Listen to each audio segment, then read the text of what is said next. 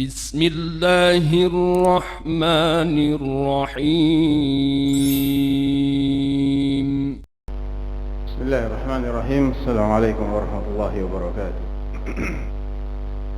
الحمد لله والصلاة والسلام على خير خلق الله محمد بن عبد الله وعلى آله وصحبه ومن والاه أما بعد.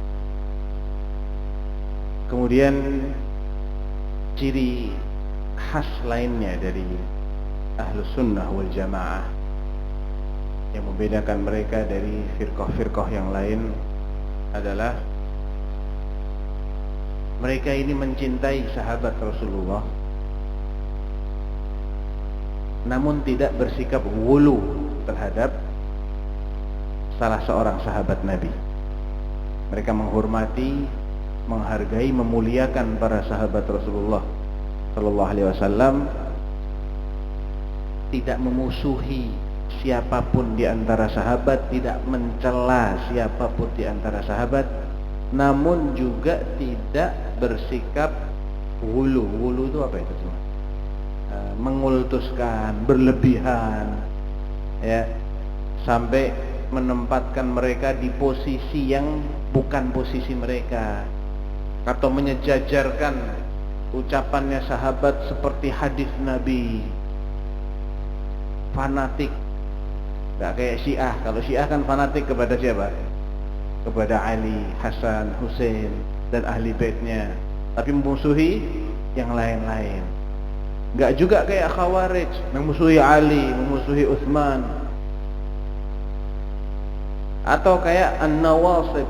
An-Nawasib ini yang lawannya Syiah, memusuhi ahli baitnya Rasulullah. Enggak. Jadi ahlu sunnah itu proporsional. Enggak juga kayak orang-orang yang keterlaluan dalam menghormati para sahabat Nabi, sehingga mengultuskan mereka, menjadikan kuburan mereka sebagai tempat-tempat keramat. Enggak. Ahlu sunnah mencintai para sahabat, mendoakan agar mereka diridhai oleh Allah, dirahmati oleh Allah, tidak memusuhi sahabat Nabi, namun juga tidak fanatik berlebihan kepada siapapun, ya. Jadi kalau ada salah seorang ulama ahlu sunnah namanya Al-Imam Abu Zur'ah Ar-Razi. Abu Zur'ah Ar-Razi itu berasal dari kota Rai yang hari ini namanya Teheran, ibu kota negara Syiah Iran, ya, yang suka menamakan dirinya dengan Republik Islam Iran. Bukan Islam, Republik Syiah Iran, ya. Nah, dulu Iran itu semuanya adalah wilayahnya Ahlus Sunnah wal Jamaah, dan di sana banyak melahirkan ulama-ulama top Ahlus Sunnah. Imam Muslim itu dari kota namanya Nisabur, dari sana, ya. Demikian juga Abu Hatim Ar-Razi, Abu Zur'ah Ar-Razi, dan banyak lagi yang lain. Abu Zur'ah Ar-Razi ini mengatakan, "Idza ra'aita ahadan yasubbu ahadan min ashabi Rasulillah sallallahu alaihi wasallam fattahimhu 'alal Islam." Kalau engkau menemukan ada orang yang berani mencela satu saja di antara sahabat Rasulullah sallallahu alaihi wasallam, ya, bagaimana kita menyikapinya? Tuduhlah dia sebagai musuh Islam. Jangan husnudzon sama orang-orang kayak begini. Jangan pernah husnudzon dengan orang yang suka, yang berani mencela sahabat Rasulullah sallallahu alaihi wasallam, siapapun itu sahabatnya. Kenapa begitu wahai Abu Zur'ah? Dzalika bi anna al-Qur'ana 'indana haq. Alasannya adalah karena Al-Qur'an itu adalah hak. Quran yang nyampe ke kita semuanya hak. Wa sunnatu Rasulillah SAW indana hak, dan sunnah Rasulullah yang nyampe kepada kita juga adalah kebenaran. Wa innama arafna al-Qur'ana was sunnah an ashabi Rasulillah sallallahu alaihi wasallam. Dan satu-satunya sarana kita untuk mengetahui Al-Quran dan Sunnah itu melalui para sahabat Rasulullah. Bisa kita langsung tahu Al-Quran, kita nggak pernah mendengarnya dari Rasulullah kan? Bisa kita tahu langsung Sunnah Rasulullah tanpa ada sanad yang itu mesti melewati sahabat? Nggak bisa. Wa innama jarahu syuhudana liyubtilul kitab was sunnah wal jarhu bihim aula wa humuz zanadiqah. Orang-orang yang mencela sahabat itu sebetulnya yang mereka bidik bukan sahabatnya itu sendiri, tapi target akhir mereka adalah Al-Quran dan Sunnah Rasulullah SAW. Kalau yang menyampaikan Al-Quran dan Sunnah ini sudah diragukan kredibilitasnya, kejujurannya, dan kapabilitasnya atau keakurasian mereka dalam menghafal Al-Quran dan Sunnah sudah berhasil kita dibuat ragu, ya otomatis semua yang mereka riwayatkan menjadi ragu. Ujung-ujungnya Kitabullah dan Sunnah Rasulullah menjadi gak bisa diyakini lagi kebenarannya. Itu tujuan utama mereka. Makanya para sahabat itu garis merah mereka. Bukan mereka maksum, tidak. Tapi mereka ini orang-orang pilihan. Orang-orang pilihan. Allah nggak mungkin salah pilih kan? Nggak mungkin salah pilih. Makanya Abu Zur'ah mengatakan, wa innama jarahu syuhudana liyubtilul kitab was sunnah. Mereka menjarah orang-orang yang menjadi saksi turunnya Al-Quran dan Sunnah Rasulullah itu untuk menggugurkan Al-Quran dan Sunnah. Padahal para pencela sahabat itulah yang lebih layak untuk dicela, dan mereka lah orang-orang zindiq. Ya, jadi Ahlus Sunnah ini respeknya luar biasa kepada para sahabat Nabi. Itu dibuktikan dengan karya-karya para ulama tentang biografi sahabat. Mereka mengkhususkan kitab-kitab yang itu memuat biografinya sahabat. Contohnya Ibnu Hajar Al-Asqalani yang menyusun Bulughul Maram itu. Ibnu Hajar salah satu ulama dari mazhab Syafi'i kan, yang wafat tahun 852 Hijriah. Beliau menyusun kitab yang sangat monumental, dan proses penyusunannya antum tahu berapa tahun? Coba tebak. Berapa kira-kira Ustaz Anwar? 10, 20? Hah? 30? Tambah 10 lagi? Emang 40 tahun. 40 tahun beliau menyusun kitab yang judulnya Al-Isabah fi Tamyizis Sahabah. 40 tahun dah tanggung-tanggung. Segitunya ya sama sahabat, iya.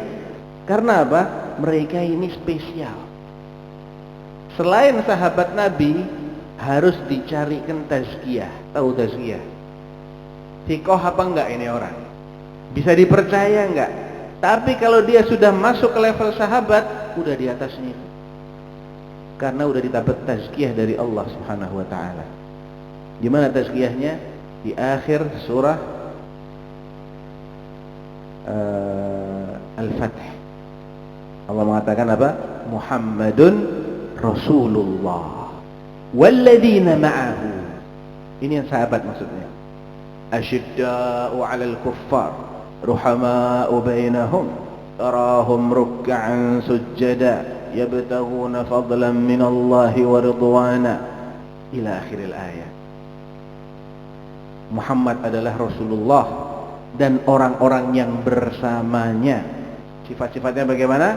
Asyidda'u 'alal kuffar, keras dalam berhadapan dengan orang-orang yang kafir, tapi lemah lembut terhadap sesama orang beriman. Tarahum ruk'an sujada, engkau akan melihat mereka itu rajin rukuk dan sujud. Yabtaghuna fadlan minallah, karena menghendaki karunia dari Allah dan keridhaannya, dan seterusnya. Tazkiyah kan dari Allah. Ya. Ibnu Mas'ud radhiyallahu anhu mengatakan, ittala Allahu ala qulubil ibad. Allah menyeleksi hatinya umat manusia. Fawajada qalba Muhammadin khaira qulubil ibad fastafahu li risalatihi. Setelah diseleksi oleh Allah, ternyata hati yang paling baik adalah hatinya Rasulullah Muhammad sallallahu alaihi wasallam, maka dipilihlah beliau untuk mengemban risalah dari Allah. Thumma qala Allahu ala qulubil ibadat ba'da qalbi Muhammad. Setelah itu Allah menyeleksi lagi hatinya manusia. Fawajada quluba ashabi Muhammadin khaira qulubil ibad faj'alahum wuzara'a nabiyyin. Setelah itu ternyata hati yang terbaik adalah hatinya para sahabat, maka diangkatlah mereka sebagai, ibaratnya wuzara itu kayak kalau ini ada presiden, ada kabinetnya, menteri-menterinya, orang-orang yang dikasih misi-misi penting oleh Rasulullah Sallallahu Alaihi Wasallam. Gak mungkin Allah salah pilih. Bedanya ahlu sunnah sama syiah tuh salah satunya dalam bab ini. Kalau ahlu sunnah ditanya siapa manusia terbaik setelah Rasulullah, para sahabat. Dan rankingnya juga jelas. Ranking 1 Abu Bakar, ranking 2 Umar, ranking 3 Utsman, ranking 4 Ali. Itu ahlu sunnah. Kalau syiah, siapa manusia paling jahat? Nomor 1 Abu Bakar, nomor 2 Umar. Itu syiah. Bahkan mereka dalam bab ini lebih kurang ajar, lebih buruk daripada Yahudi dan Nasara. Kalau Yahudi ditanya siapa manusia paling baik, dia akan bilang sahabat-sahabatnya Musa. Nasara ditanya siapa manusia paling baik, sahabat-sahabatnya Isa. Kalau orang Syiah ditanya siapa manusia paling jahat, sahabatnya Rasulullah. Ya, selain sekian gelintir saja yang mereka kecualikan, karena selain sekian gelintir itu dianggap murtad semua. Ya. Jadi menghormati sahabat ini garis merah. Siapapun yang kurang ajar sama sahabat, tuduh dia sebagai musuh Islam. Udah selesai. Ya. Baik. Di antara ciri khas ahlu sunnah adalah bahwa mereka ini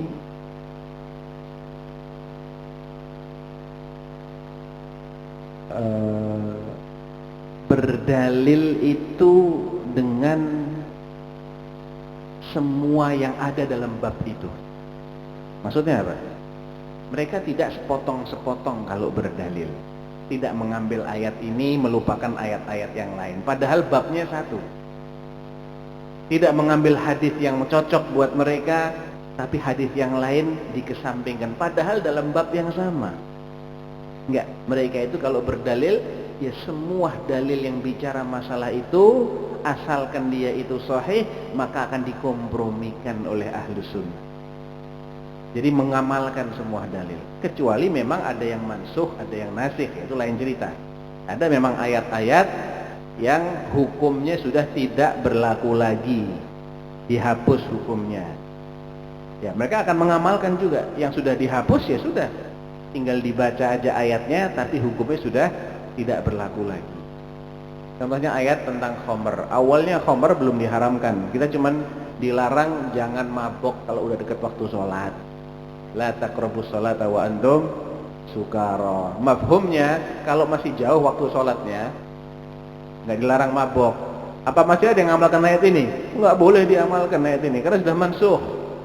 Sudah dihapus dengan ayat Ya ayyuhalladzina amanu innamal khamru wal maisir wal ansabu wal azlamu rijsun min amali syaitani fajtanibuh. Al-Maidah ayat 90 dan 91. Nggak boleh lagi diamalkan. Ya. Jadi ahlu sunnah itu kalau berdalil, dia berdalil dengan semua dalil yang ada, tidak tebang pilih. Tapi ahli bid'ah antum perhatikan, mesti tebang pilih. Mesti tebang pilih. Sebagian dicomot, sebagian enggak dipakai karena nggak sesuai dengan maunya mereka, atau mereka memelintir dalil untuk supaya cocok dengan keinginan mereka.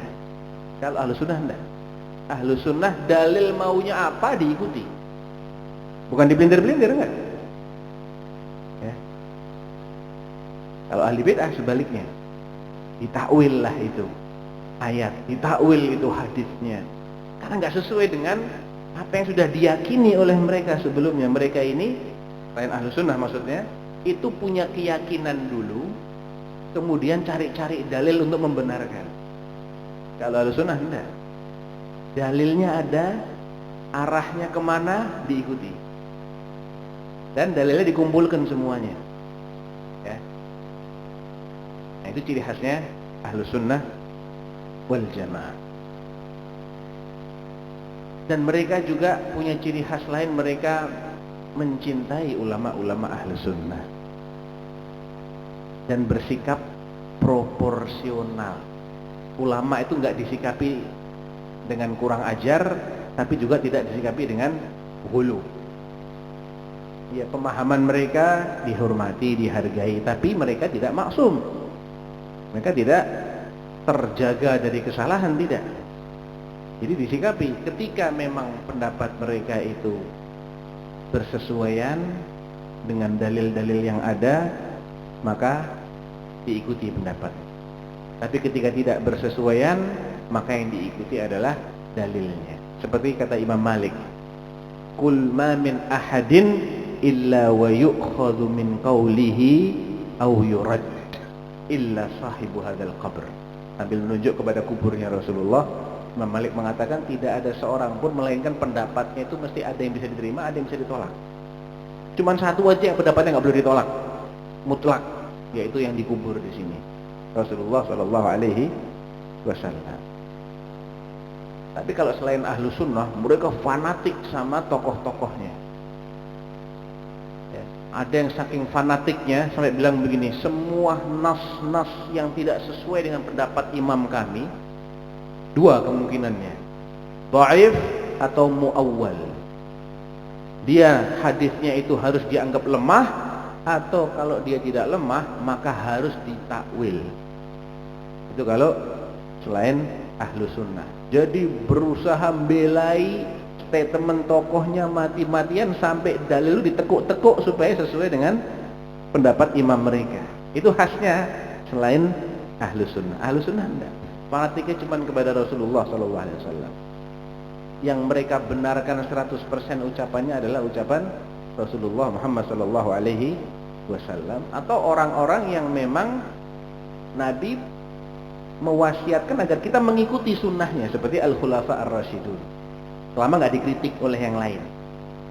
Begitu kebijakan Khulafa Ar-Rasyidun ini ada yang mengkritik, dia tidak menjadi sunnah yang kita wajib mengikuti, karena menjadi perbedaan ijtihad di sini. Sebagian berijtihad mengatakan begini, sahabat yang lain tidak sependapat. Tapi kalau kebijakannya nggak ada yang nentang, semua sahabat melaksanakan, itu mesti benar. Mesti itu benar, tidak mungkin kebijakan Khulafaur Rasyidin keliru dibiarkan dan diamini oleh semua sahabat, tidak mungkin. Karena kalau sampai itu yang terjadi, berarti Nabi telah nyuruh kita untuk mengikuti sesuatu yang keliru. Karena Nabi yang berpesan kan, fa innahu may ya'ish minkum ba'di fasayara ikhtilafan katsiran fa 'alaikum bi sunnati wa sunnatil khulafa ar-rasyidin al-mahdiyyin min ba'di tamassaku biha. Berpegang teguhlah kamu dengannya. Nyanya itu apa? Ya sunnati dan sunnatul khulafa. Wa'addu 'alaiha. 'Alaiha juga kembali kepada sunnati dan sunnah al-khulafa. Kita suruh menggigit erat-erat sunnahnya Nabi dan sunnahnya para khulafa ar-rasyidun. Baik. Itu beberapa ciri khas dari ahlu sunnah wal jamaah, dan masih ada yang lain-lain. Kita bisa menggalinya dari kitab-kitab yang memang menjelaskan tentang pokok-pokok akidah dan manhajnya ahlu sunnah wal jamaah. Tapi itu yang paling membedakan ya, menurut analisa Anda, yang paling membedakan adalah apa yang tadi sudah kita bahas. Wallahu a'lam. Pertanyaan barangkali. Barakallahu fiik. Baik, Bapak Ibu jamaah sekalian, kita beri kesempatan untuk dua orang penanya. Barangkali bisa sekaligus. Monggo silakan, boleh angkat tangan yang ingin bertanya. Monggo Bapak Ibu. Satu lagi. Satu lagi barangkali. Ya sekaligus. Oke, 1, 2. Mas Rizal dan Mas siapa, mohon diperkenalkan. Apa? Mohon bisa singkat ya. Bila nama Sukadi dari Lokuan. Saya tanyakan Ustaz, apakah 73 golongan itu sudah ada semua sekarang ini, dan membedakannya dengan yang 73 golongan sama seperti maksudnya apakah Syiah itu termasuk 73 golongan atau bukan Islam gitu? Terima kasih. Ya. Ini sekalian ya, sekalian satu lagi. Ya, Ya sekaligus dijawab. Sebenarnya saya mau nanya gitu juga. Oke, monggo, silakan. Bismillahirrahmanirrahim. Assalamualaikum warahmatullahi wabarakatuh. Assalamualaikum. Jazakallahu khair kepada Ustaz yang bersedar atas ilmunya. Izin bertanya Ustaz, terkait ciri-ciri Ahlus Sunnah yang telah disebutkan tadi, bolehkah kita mengambil kesimpulan bahwa orang-orang yang tidak mengikuti ciri-ciri tersebut bisa kita katakan keluar dari Ahlus Sunnah, atau sebagian orang suka menyematkan sebutan-sebutan bagi orang-orang yang keluar dari Ahlus Sunnah tersebut, apakah itu juga diperbolehkan? Baik. Assalamualaikum warahmatullahi Warahmatullah. Terkait pertanyaan yang pertama, apakah ke-73 golongan dari sudah ada? Sudah, Pak. Dan 73 itu bukan pembatasan. Karena dalam gaya bahasa Arab, orang Arab kalau bilang 70 kali, 70 sekian kali, itu artinya banyak. Bukan jumlah persisnya segitu, tidak. Ya. Bahkan kalau kita teliti, realitanya lebih banyak lagi dari itu. Dari satu, emang induknya bid'ah itu ada 4 kata para ulama kita. Qadariyah, Jahmiyah, Mu'tazilah, Qadariyah, Qadariyah, Murji'ah, Khawarij, sama Rafidhah. Kalau nggak salah 4 ini. Induknya bid'ah itu 4. Dari masing-masing ini turunan-turunannya itu banyak. Ada yang bilang dari masing-masing menurunkan 18 firqah. Sehingga kalau dikali 4 berapa? 72. Yang satu yang ahli sunnah. Ya. Tapi kalau mau diteliti lagi, ini pecah-pecah lagi nanti. Ya. Jadi intinya 73 itu bukan pembatasan, dan mereka itu sudah ada. Dan artinya yang sekarang ada, tidak menutup kemungkinan nanti muncul lagi yang lain-lain di kemudian hari. Ya. Tidak menutup kemungkinan akan muncul firqah-firqah baru yang mengatasnamakan mereka sebagai umat Islam. Apakah mereka ini masih dalam koridor Islam ataukah sudah di luar Islam? Ada sebagiannya yang disepakati keluar dari Islam. Seperti orang-orang Jahmiyah, atau seperti ekstremisnya Qadariyah. Ini kalau mau dibahas panjang, Pak, karena firqah itu macam-macam. Sama-sama Qadariyah judul besarnya ya. Ada yang ekstrim, ada yang tidak ekstrim. Yang tidak ekstrim tidak dikafirkan. Dianggap ahli bid'ah ya, tapi nggak dianggap keluar dari Islam. Tapi yang ekstrimnya Qadariyah, karena apa? Mereka ini mengingkari kalau Allah itu sudah mengetahui segala sesuatu. Enggak, menurut mereka Allah itu kadang baru tahu setelah itu terjadi. Ngeri itu. Artinya Allah disifati dengan sifat jahil, nggak ngerti sebelum itu terjadi. Nah, kata sebagian ulama, diantaranya adalah Abu Zur'ah dan Abu Hatim Ar-Razi, kalau yang ekstrim itu keluar dari Islam, kufar kata mereka. Kata sebagian ulama, yang ekstrim di dalam bab Qadariyah ini kufar. Demikian juga ekstremisnya Rafidhah yang mengatakan Abu Bakar dan Umar itu kafir. Imam Ahmad ditanya, bagaimana, bahkan bukan mengkafirkan, mencela Abu Bakar dan Umar. Ara'aita man yasubbu Abu Bakrin wa Umar. Kata Imam Ahmad, ma urahu musliman. Menurutku dia bukan seorang muslim. Imam Al-Bukhari termasuk yang menganggap sembelihannya Syiah Rafidhah itu haram, enggak halal. Beliau juga menganggap sama, ana mau sholat bermakmum di belakangnya Syiah Rafidhah ataupun ana bermakmum di belakangnya Yahudi atau Nasrani sama aja.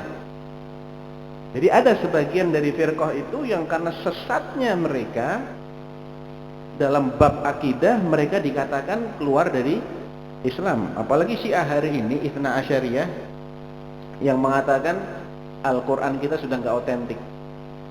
Khomeini, bukan yang sekarang, yang udah mati itu, yang pemimpin revolusi Syiah Iran itu punya kitab namanya Al-Hukumah Al-Islamiyah, tulisan dia dalam bahasa Arab. Dia mengatakan Quran kita ini 3 kali lipatnya Quran kalian, dan tidak ada satu huruf pun dari Quran kita yang sama dengan Quran kalian. Berarti bukan dalam bahasa Arab, bukan ini yang jelas. Qurannya mereka itu bukan ini. Itu akidahnya Khomeini. Makanya semua orang yang ngerti akidah ini tidak akan segan-segan untuk mengatakan Khomeini sudah keluar dari Islam, bukan Muslim dia. Jadi ada sebagian firqah itu yang memang sudah keluar dari Islam, ada yang masih Muslim tapi sesat. Itu jawabannya. Pertanyaan yang berikutnya tadi tentang apa Pak? Saya kadang-kadang lupa kalau. Apa tadi pertanyaannya?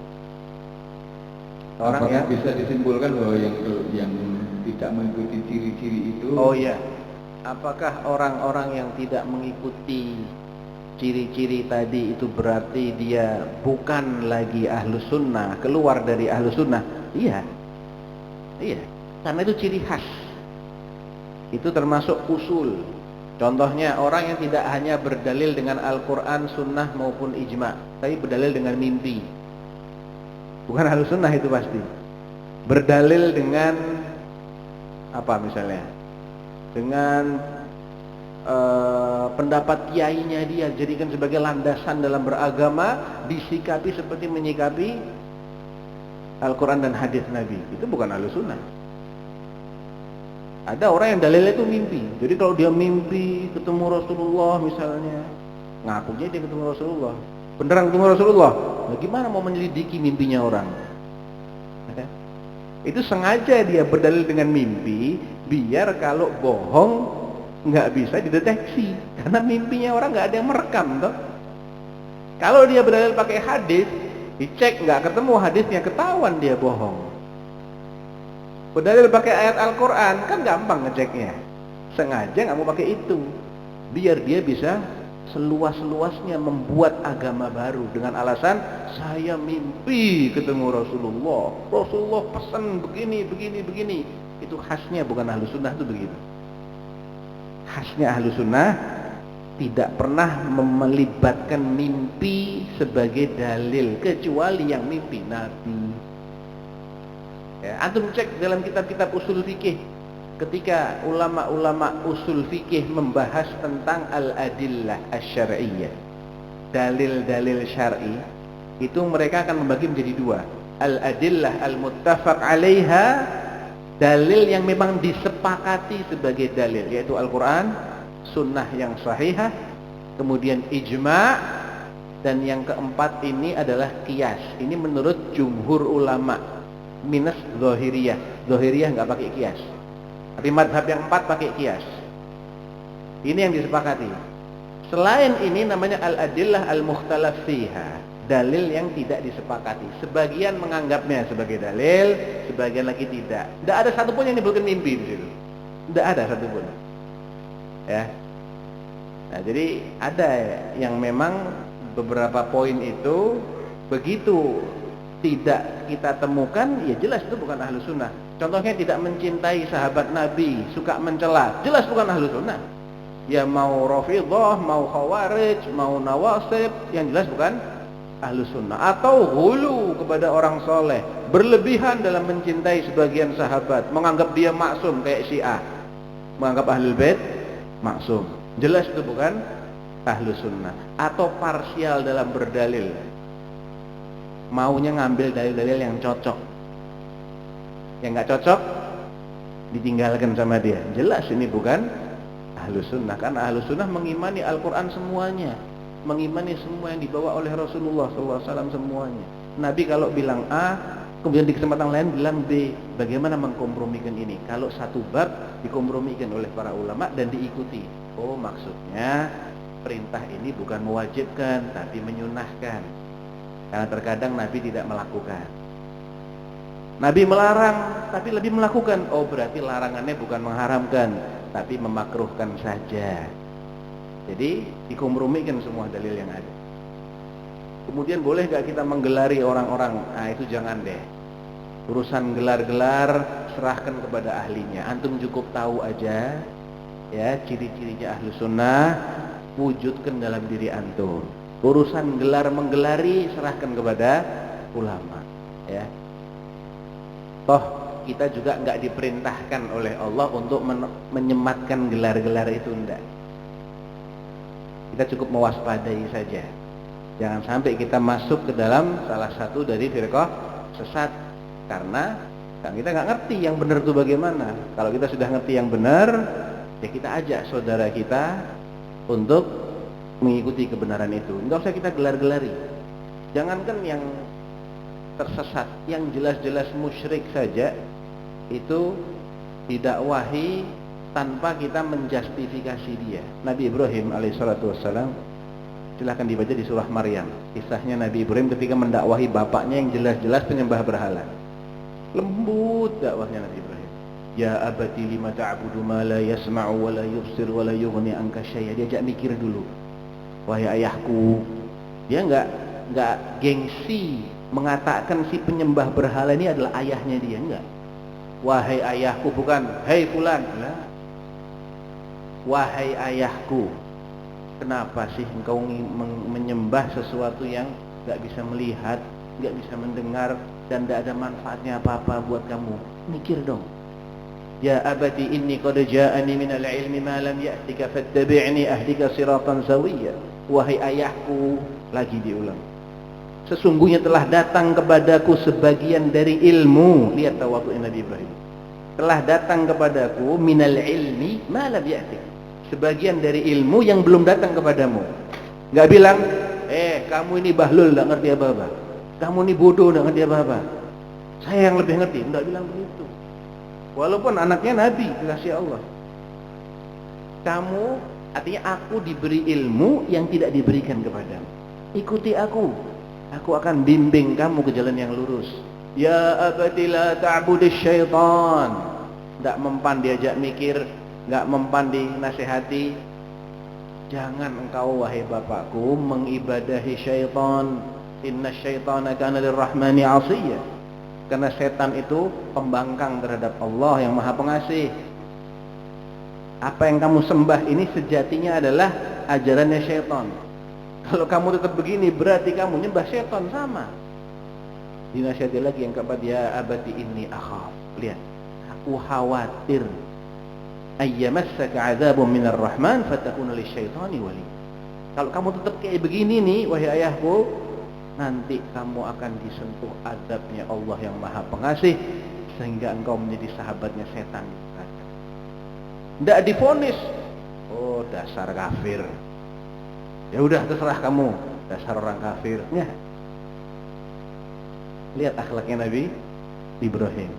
Padahal jelas-jelas kafir itu, jelas-jelas musyrik. Ya.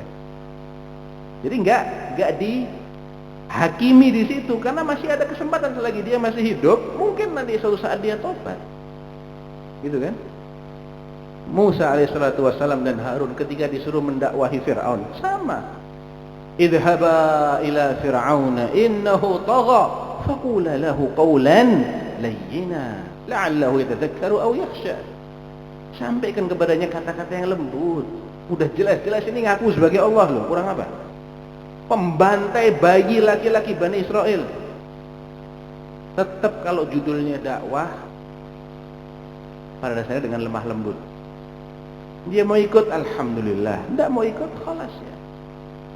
Sudah kewajiban kita dakwahi aja. Tidak usah kita menghakimi. Begitu ya. Wallahu ta'ala alam. Sallallahu ala nabiyina Muhammadin wa ala alihi wasallam. Subhanakallahumma bihamdika asyhadu an la ilaha illa anta astaghfiruka wa atubu ilaik. Assalamualaikum warahmatullahi wabarakatuh. Waalaikumsalam warahmatullahi wabarakatuh.